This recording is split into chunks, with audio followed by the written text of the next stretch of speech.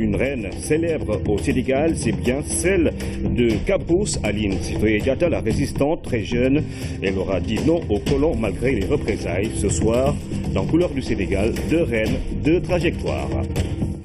Bienvenue à tous. Nous démarrons ce journal par la lecture du communiqué du Conseil des ministres qui s'est réuni hier mercredi au Martiawa.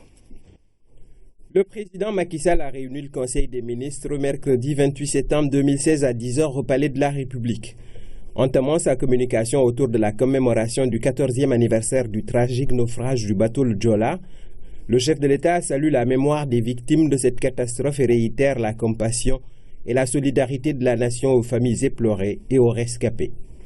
Le président de la République invite le gouvernement à déployer toutes les actions nécessaires au fonctionnement optimal de l'Office national des pupilles de la nation et à la réalisation dans les meilleurs délais du mémorial dédié aux victimes.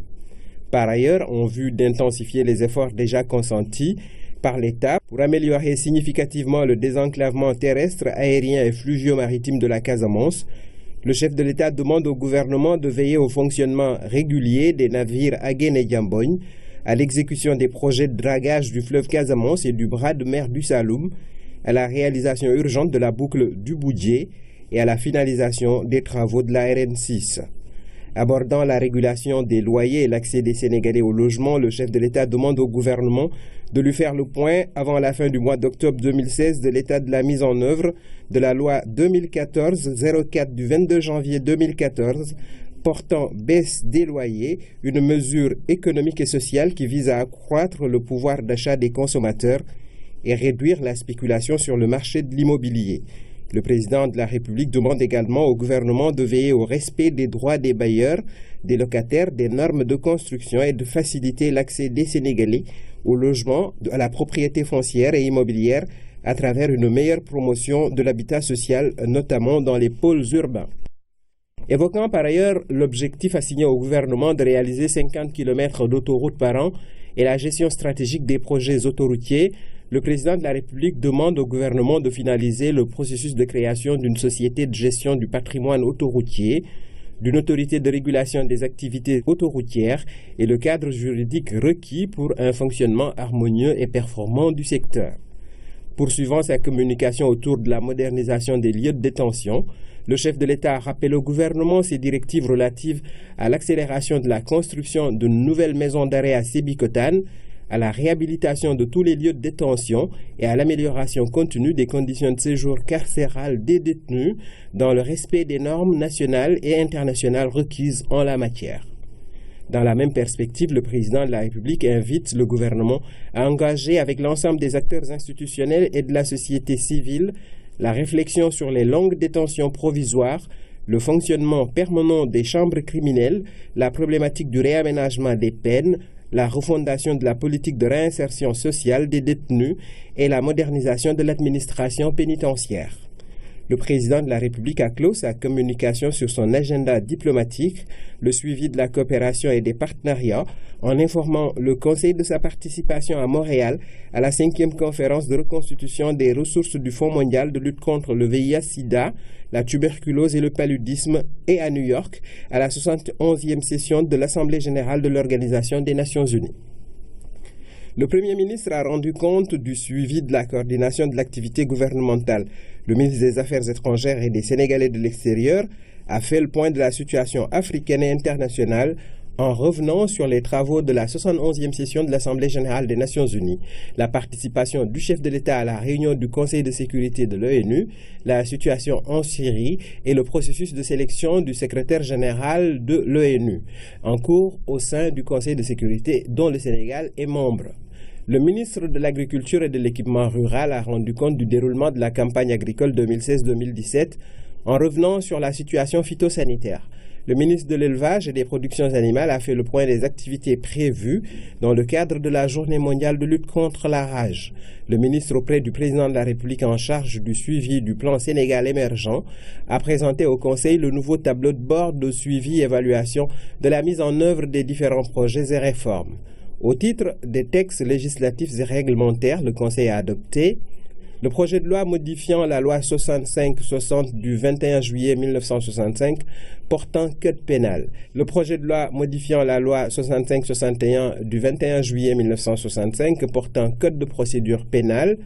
Le projet de loi portant code minier, le projet de décret portant création et fixant les règles d'organisation et de fonctionnement du comité d'organisation stratégique du pétrole et du gaz, COS Petrogaz. Au titre des mesures individuelles, le président de la République a pris les décisions suivantes.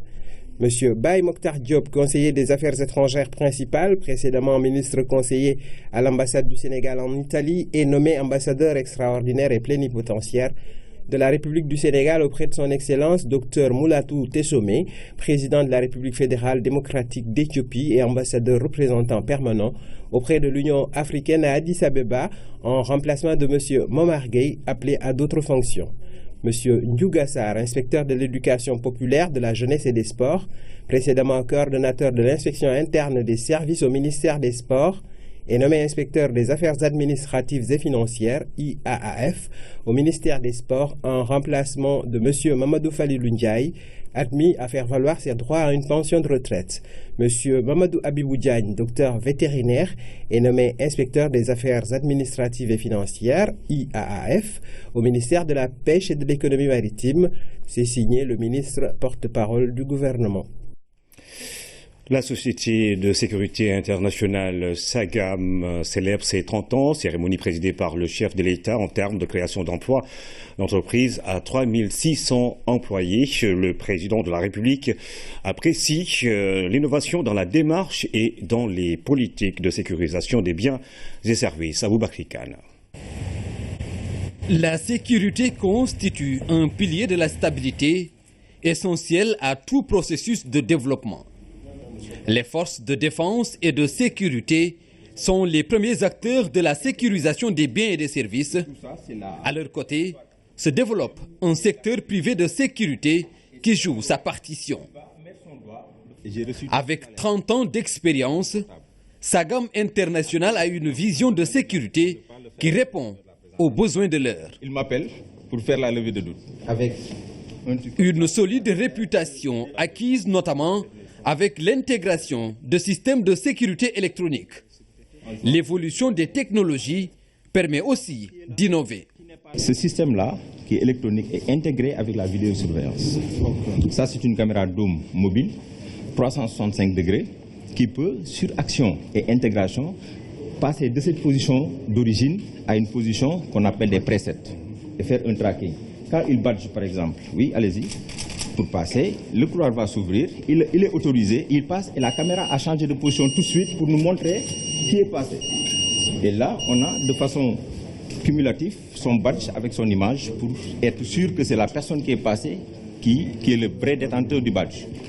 Quelqu'un peut disposer d'un badge, avoir le code valide, mais être sous la contrainte, par exemple d'un homme armé et tout, qui lui demande d'ouvrir la porte. Et si c'est le cas, on lui a donné un code secret qu'il va utiliser pour ouvrir la porte. La porte va suivre, mais on recevra l'alarme avec un prépositionnement de la caméra pour nous montrer le danger. Créé en 1985, dans l'objectif de combler un besoin sécuritaire pour les missions diplomatiques, les institutions et les services, SAGAM a su diversifier ses produits et s'implanter dans plusieurs pays d'Afrique. Sa volonté, réaffirmée par le PDG, est de faire bénéficier à toutes les populations de son expertise. Au 31 décembre 2015, la SAGAM s'est hissée parmi les 3 premiers employeurs du Sénégal. La SAGAM a décidé, Monsieur le Président, de s'installer dans la nouvelle ville de Diamniadio, à Dias et dans la zone de Mbour. Ceci pour apporter sa modeste contribution dans la protection des personnes et des biens. Une entreprise à forte vocation sociale dont le management a été salué par le chef de l'État. Au Sénégal, SAGAM a fait une masse salariale annuelle de 7,5 milliards pour plus de 3500 emplois. Cheikh Abdourahmane Ndiaye, vous avez très tôt compris que la sécurité des personnes et des biens dans notre espace requiert la mobilisation de tous les acteurs. Vous avez su bâtir avec persévérance et rigueur, une culture de l'excellence, une tradition d'innovation et surtout une bonne réputation. Vous avez donné la preuve durant 30 ans de labeur que l'Afrique recèle des compétences et des expertises de standard international capables de porter la performance à des niveaux très élevés.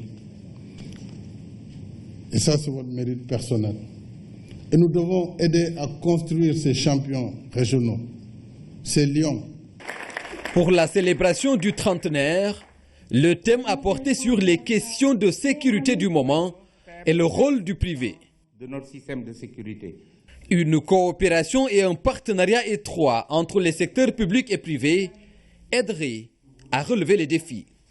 Le terrorisme, avec son cortège de dérivés, exige une posture que les seuls acteurs étatiques ne peuvent tenir.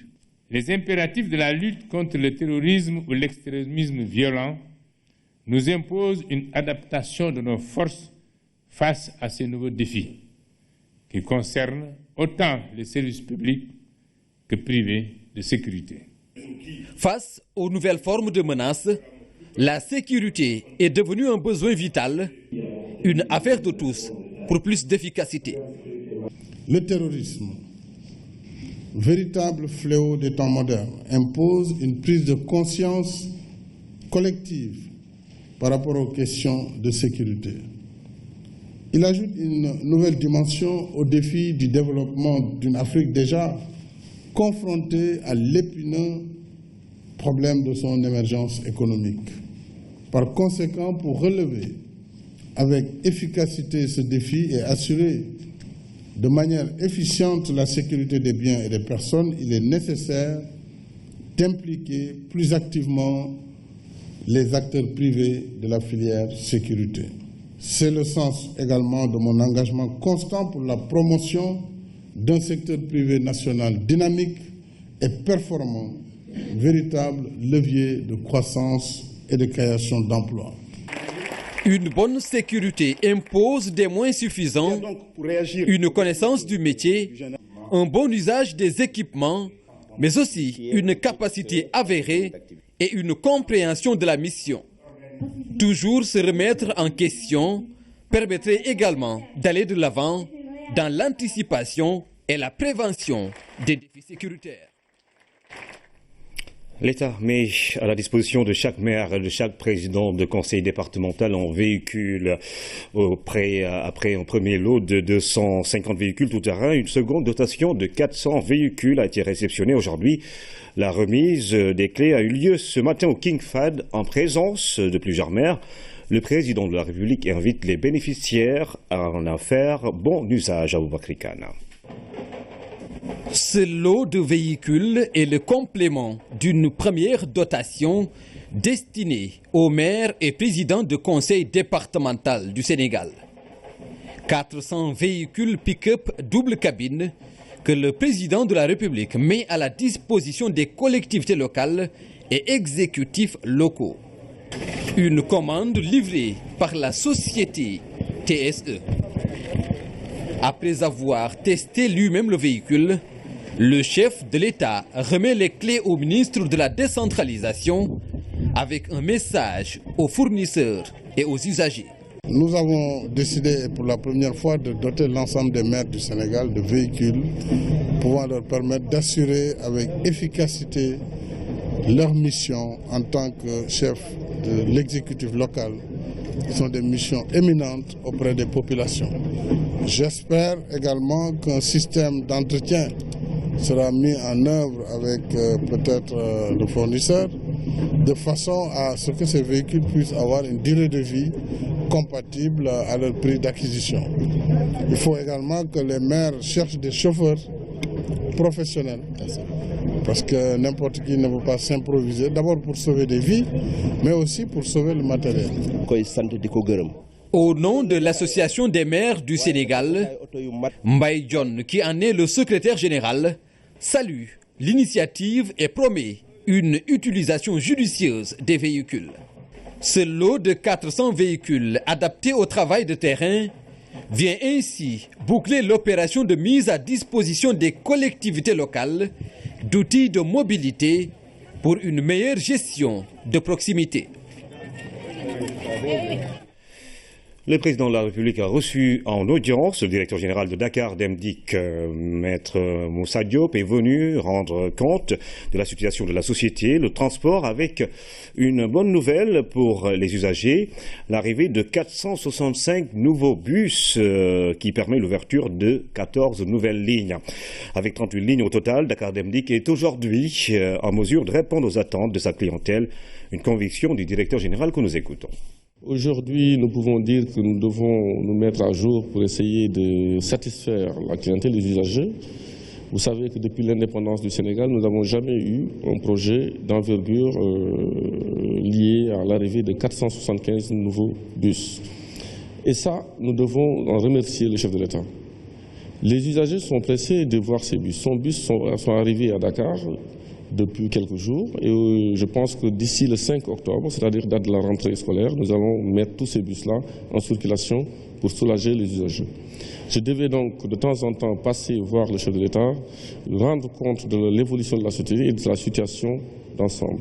Aujourd'hui, nous pouvons dire avec certitude que Dakar Dem Dikk sera à la hauteur des attentes qui sont placées en elle. Dakar Dem Dikk fonctionnait jusqu'à maintenant avec 24 lignes. Et nous avons créé 14 nouvelles lignes. Nous passerons à 38 lignes, c'est-à-dire aller jusqu'à la haute banlieue. Ce n'est plus une affaire uniquement urbaine, mais nous allons passer également à la banlieue. Et ces lignes seront progressivement mises en circulation. Et je pense qu'on nous donnera un peu de temps, dans un mois et demi, toutes ces lignes-là seront pourvues. Toute œuvre humaine a un terme, c'est ainsi que s'est exprimé le commissaire du Sénégal à l'UEMOA. Cheikh Agui Soumaré, président de la commission, a décidé de se libérer de ses fonctions à la tête de la commission de l'UEMOA. Il souhaite se décharger pour convenance personnelle de la présidence de l'institution sous-régionale avant le 1er décembre 2016. Cheikh Agui Soumaré a présenté ainsi sa démission au président de la République. Le voici à sa sortie d'audience. L'UEMOA est un tournant très important, mais j'avais souhaité aussi me libérer un peu de mes charges de la commission. C'est pourquoi j'avais mûrement réfléchi ces derniers jours et j'ai rédigé 2 lettres. Une lettre adressée à M. le Président de la République pour lui demander de me décharger des fonctions de commissaire du Sénégal à l'UEMOA. La deuxième lettre que j'ai adressée au président de la conférence des chefs d'État, c'est également pour demander au chef d'État de me libérer de mes charges de président de la commission de l'UEMOA. J'ai jugé, à mon âme et conscience, que je n'étais plus dans les dispositions de pouvoir continuer l'œuvre qui m'était confiée au niveau de la commission de notre union. C'est pourquoi j'ai demandé au chef d'État de pouvoir reprendre cette liberté à partir du 1er décembre. J'ai dit 1er décembre parce que le prochain conseil de notre union se tiendra très certainement après le 1er décembre. Or, je ne souhaitais pas aller devant le conseil, ce dernier conseil, ce nouveau conseil, après décembre. C'est pourquoi j'ai tenu à présenter ma démission au président de la République et à ses pairs à partir du 1er décembre. Donc c'était pourquoi j'avais demandé à venir le voir et le remercier. Monsieur le président de la République est un homme que je connais depuis longtemps et nous avons de très bonnes relations. Et également, il connaît la personne. Quand on me confie quelque chose, j'essaie de faire de mon mieux. Mais il sait aussi que quand le moment vient de reprendre ma liberté et mon indépendance, je peux aussi lui demander l'autorisation de le faire. Parce que ça, il s'agit de ma personne, de moi-même. Et je pense qu'il a compris pourquoi j'avais demandé à reprendre ma liberté. Comme j'ai dit dans ma lettre, toute œuvre humaine a un terme. C'est le terme. Mais bien sûr, il y a beaucoup d'autres raisons peut-être. Mais ce qui est important, c'est que j'ai demandé à reprendre cette liberté moi-même pour des convenances personnelles. Parce que comme je l'ai expliqué, je ne souhaite pas aller devant le prochain Conseil des ministres de l'Union. Le vice-ministre coréen des Affaires étrangères est en visite au Sénégal. Il a tenu une séance de travail avec une délégation sénégalaise dirigée par le secrétaire général du ministère des Affaires étrangères. Il a été question de la réparation des 2 bateaux, Agen et Diambogne, mais surtout de la redynamisation de la coopération entre les 2 pays. Eliman Naoua. Les bateaux Agen et Diambogne bientôt remis sur pied. En début du mois d'octobre, une équipe coréenne sera à Dakar pour réparer les 2 bateaux en panne. C'est ce qui ressort en partie de cette séance de travail entre Dakar et Séoul.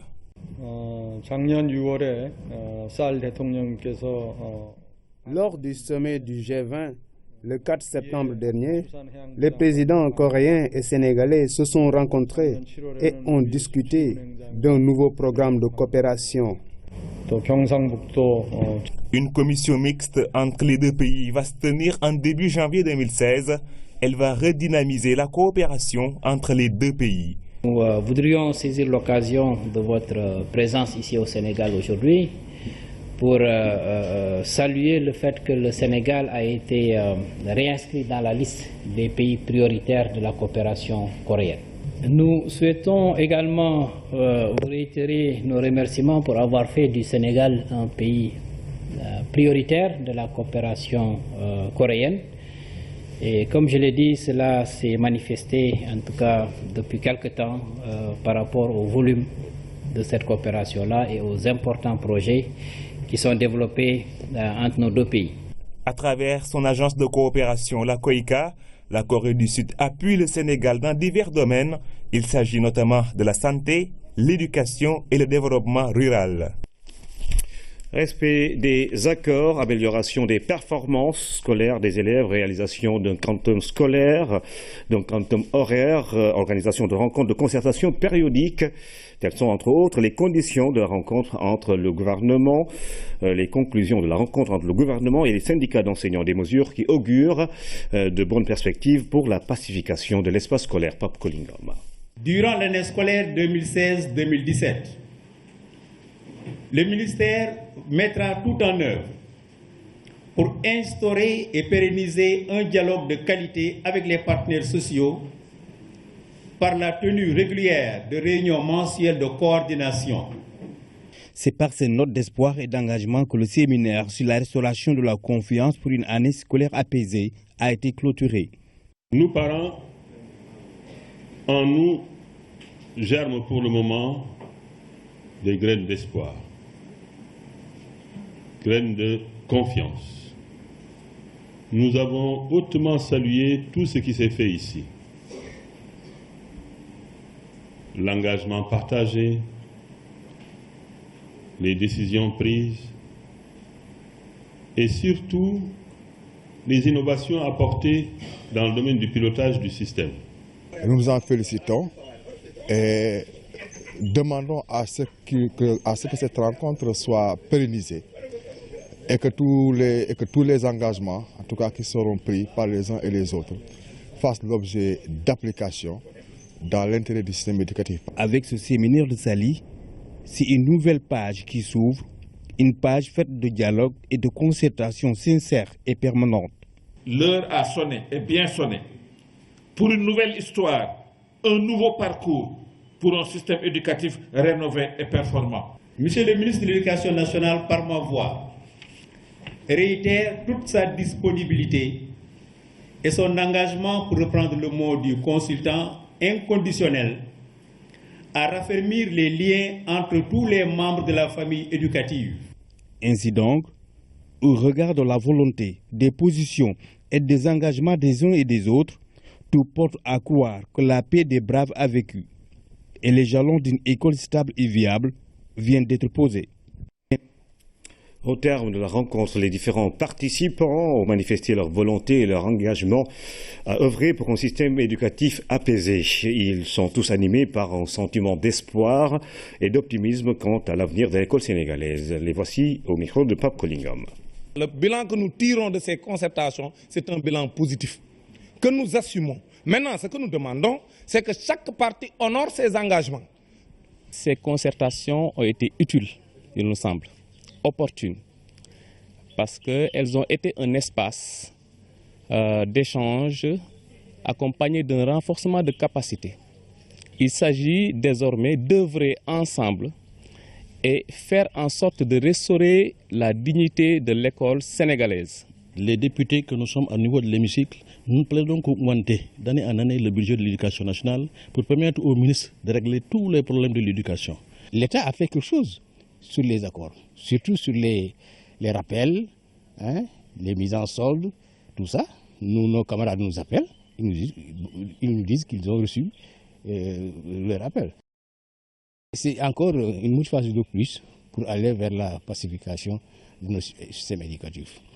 Au vu des conclusions, des synthèses dans les différents ateliers, nous osons espérer, nous osons véritablement penser aller vers une année scolaire apaisée. La rentrée scolaire, c'est dans une semaine. Les inscriptions dans les écoles, collèges et lycées sont ouvertes depuis le 15 septembre pour la plupart, mais le rush n'est pas encore observé dans les différents établissements. Le reportage de Eliman Ndaoua. École élémentaire Manguier 2, des flaques d'eau, une cour couverte d'herbe. Rien ne renseigne que la rentrée c'est dans une semaine. Aucun élève n'est venu s'inscrire. Une situation qui s'explique. La notion d'inscription payante n'existe pas à l'élémentaire. Ce sont les cotisations fixées par l'association des parents d'élèves qui existent et on n'a pas le droit de renvoyer un élève s'il ne cotise pas. Dans l'enseignement moyen, quasiment le même constat. Le collège Manguier n'est pas non plus dans un bel état, mais les élèves viennent s'inscrire à compte-gouttes. En tout cas, ce n'est pas dans un état très avancé. Parce que présentement, nous comptons que nous avons enregistré que 3 inscriptions sur un total de plus de 500 élèves. L'inscription, comme d'habitude, c'est 10 000 francs. On n'a pas le droit de dépasser les 10 000 francs. À quelques jours de l'ouverture des classes, on assiste au dernier cours de vacances. L'inscription va devoir attendre. On n'est pas encore à la fin du mois et que mon père n'a pas encore eu son salaire. Je préfère entendre mieux jusqu'à la fin du mois. Au lycée Maurice de la Fosse, les élèves viennent s'inscrire petit à petit. Les inscriptions ont démarré. Ils viennent à compte-gouttes. Environ, nous avons sur 2000 attendus, 40 inscrits à ce jour. La situation des inscriptions diffère selon les établissements. D'ici à la rentrée, il reste encore du travail à faire dans certaines écoles pour que le concept Ubitei Diangetei soit une réalité. À quelques jours de l'ouverture des classes, les formalités ont déjà commencé dans certaines écoles élémentaires. C'est le cas à l'école élémentaire Kabirumbot de Pikine. Sur place, l'établissement offre un cadre accueillant, tout le contraire de l'école 8 de Pikine. À l'extérieur, tout comme à l'intérieur, l'école offre un décor peu reluisant. Ibrahim Andor. En toute quiétude, il s'adonne à son activité vitale. Cette flaque d'eau constitue une véritable aubaine pour ce héron, mais un inconvénient pour les élèves. L'école 8 de la commune de Pikine-Est vous souhaite la bienvenue. À quelques jours de la rentrée des classes, une visite des autorités pour constater l'état des lieux. Il y a des flaques d'eau dans la cour et parfois dans les salles de classe. Comparé à l'année dernière, c'est un moindre mal où il a fallu quand même des mesures de grande envergure avec les sapeurs-pompiers pour libérer complètement la cour, les eaux donc de la cour. Aujourd'hui, nous pensons qu'avec tout simplement le phénomène de l'évaporation et de l'infiltration, les eaux vont disparaître. Déjà hier, il n'y avait pratiquement presque plus d'eau dans la cour. Mais avec la grande pluie que nous avons enregistrée hier, bon, évidemment, il y a encore quelques flaques d'eau qui sont dans la cour. Le décor est révélateur. Une école colonisée par les eaux depuis l'hivernage. Des salles de classe complètement trempées, un danger pour les pensionnaires. Oui, c'est vrai, il y a des risques énormes, mais nous sommes en train donc d'évacuer l'eau. Et ensuite, à partir de dimanche, la communauté fera tout pour évacuer l'eau dans les classes. Et maintenant, nous allons solliciter aux autorités pour qu'ils puissent désinfecter donc les salles. 1962, date de création de cet établissement qui compte 21 salles de classe. Et voilà plus d'une décennie que l'école subit toujours le diktat des inondations et à chaque fois que des solutions conjoncturelles. Il nous faut des solutions structurelles. Et les solutions structurelles, ce n'est rien d'autre qu'un réseau d'assainissement, vraiment des canalisations qui nous permettront vraiment de pouvoir drainer l'eau vraiment vers ces sites-là. Parce que le souci, c'est que cette école se trouve dans un quartier inondable nommé Wakinan. Donc voilà. Et le plus grand problème aussi auquel on est confronté, c'est que les populations qui habitent dans la zone en période d'inondation, très souvent, ils essaient de trouver un chemin à l'eau pour pouvoir vraiment le centraliser au niveau de l'école pour libérer leurs maisons. Malgré cette situation, les autorités souhaitent appliquer le concept Ubitaï Djangatei. Notre souhait, c'est que dès la rentrée, dès le premier jour de la rentrée, que les enseignants entrent dans les classes, les parents d'élèves envoient les élèves, qu'on puisse démarrer les cours dès la rentrée. Le préfet a convoqué un CDD, l'ensemble des maîtres vont être présents et aujourd'hui, les maires vont rivaliser dans le bon sens, pas en termes d'adversité, mais en termes peut-être de volume d'écoles qui vont aujourd'hui réussir l'opération Ubitaï Djangatei. À l'école élémentaire Kabirumboj, le contraste est saisissant.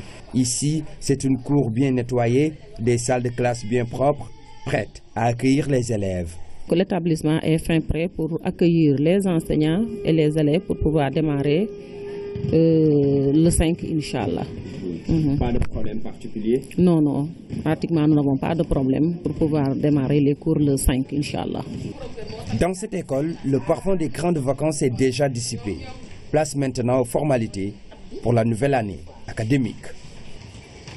L'hôpital d'Al Al-Jam a été choisi par le programme Jeunes Leaders Africains pour une application pratique des apprentissages. Ce programme, connu sous le nom de YALI, est une initiative du président Barack Obama. Les étudiants viennent de 16 pays d'Afrique. Ils ont particulièrement apprécié la qualité du management public en vigueur dans ce nouvel hôpital, Omar Diawa.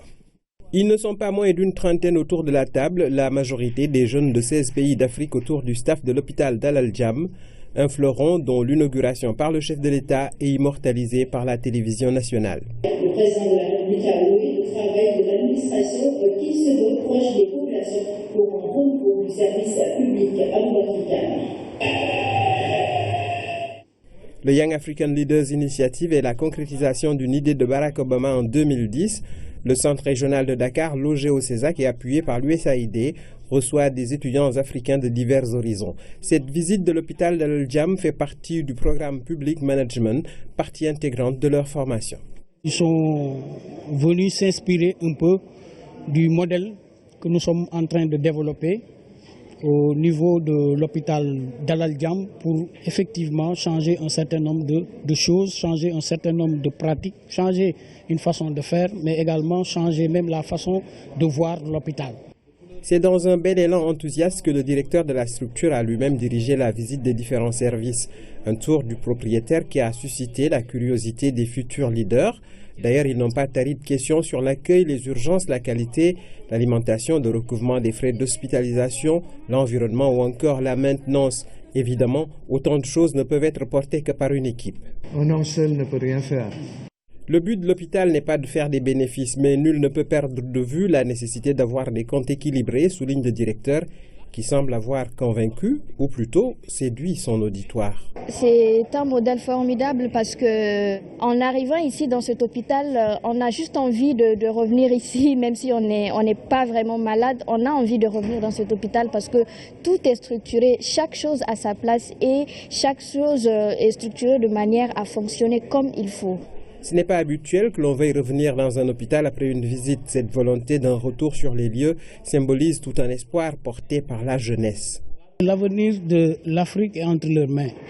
C'est à eux ou c'est à nous véritablement de changer les choses. Il suffit juste d'en avoir l'ambition. La recherche d'une croissance et d'une meilleure gouvernance démocratique constitue l'objectif principal du programme YALI. Le centre de Dakar en est à sa 2e session et ses étudiants sortent de l'hôpital revigorés et davantage motivés à devenir leaders. L'Agence nationale de la statistique et de la démographie a organisé ce matin à Dakar un atelier de réflexion sur la dématérialisation des états financiers et l'amélioration de l'immatriculation au NINEA. Cette rencontre a permis de présenter l'innovation de l'acte uniforme révisé de l'OHADA de 2014, un acte qui engage les États à mettre en place un système électronique pour la transmission des états financiers des entreprises. Jonas Bassen.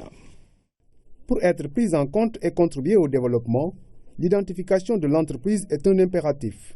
L'Agence nationale de la statistique et de la démographie compte réviser la procédure d'immatriculation pour inciter les entreprises encore non immatriculées à obtenir un NINEA. Eu égard à l'importance du NINEA pour le pays, l'ANSD a décidé, en marge du recensement général des entreprises, de procéder à une refonte de l'application d'immatriculation afin de mettre en place un nouvel outil conforme aux standards de qualité et aux attentes des acteurs du système. Face à la réticence et à la négligence de certaines entreprises, l'ANSD va mener une sensibilisation dans ce domaine. Cet exercice a été fait pour les inciter à se déclarer, à fournir et en bonne date les états financiers et à utiliser le NINEA. L'ANSD a relevé une anomalie dans l'actuelle base de données des entreprises immatriculées qui impacte négativement l'évaluation de la politique économique. Nous sommes aujourd'hui à 400 000,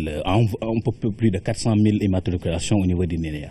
Et nous pensons que cela est déjà fortement en deçà du potentiel. Si vous voyez toutes les unités qui s'activent dans ce pays, on dit que vous avez 400 000 unités qui sont immatriculées, ça cause quand même problème. Donc nous pensons que le niveau de l'immatriculation aujourd'hui est quand même beaucoup en deçà par rapport à ce qu'il devrait être. Ainsi, l'Agence nationale de la statistique et de la démographie entend terminer le processus de réforme du système de transmission des états financiers des entreprises pour se conformer à l'acte uniforme de l'OHADA de janvier 2014. Nous avons déjà tout le cadre juridique relatif à la société de l'information qui est en place depuis 2008 et qui rend donc un document électronique valable aussi bien qu'un document physique. Donc à partir de ce moment, les bases sont déjà établies. Il suffit maintenant que les entreprises produisent ces états de manière électronique et que l'ANSD puisse les exploiter plus facilement. Cette informatisation du système de transmission des états financiers va permettre d'obtenir des données pour l'évaluation de la richesse économique, mais aussi pour une analyse fiable des performances économiques et financières des entreprises. L'anacarde, une des filières qui emploie beaucoup de monde au Sénégal, 200 000 selon les chiffres de 2012 et pourtant, elle n'est pas exploitée à sa juste valeur. Les raisons, des problèmes d'accès au financement pour les petites et moyennes entreprises, une matière première qui se raréfie ou encore le caractère informel de l'activité autour de ce produit agricole. L'économie de l'anacarde, c'est le sujet de la rubrique du jeudi avec Aram Dawa. Tiénaba fait partie de ces localités qui tirent beaucoup de l'exploitation de l'anacarde. Et ce sont les femmes qui en profitent le plus. Ici, elles ont réussi ce qu'ailleurs d'autres n'ont pu faire, s'organiser. 18 groupements de femmes autrefois éparpillés ont aujourd'hui uni leurs efforts.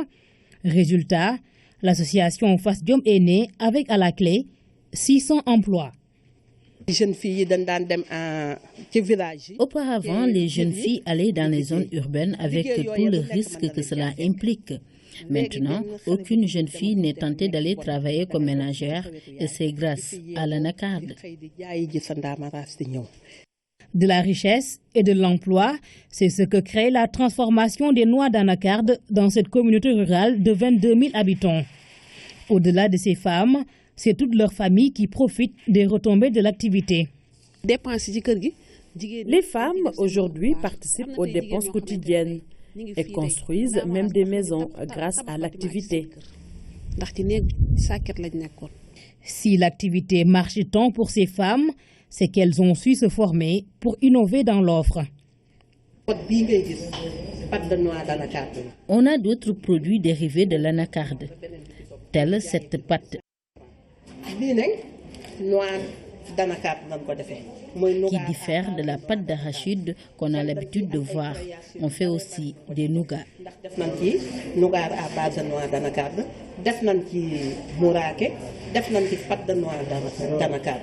Cette volonté d'exploiter l'anacarde est réelle partout dans les unités de transformation, mais elle bute sur beaucoup d'obstacles. Dans cette unité, on se soucie de la présence d'un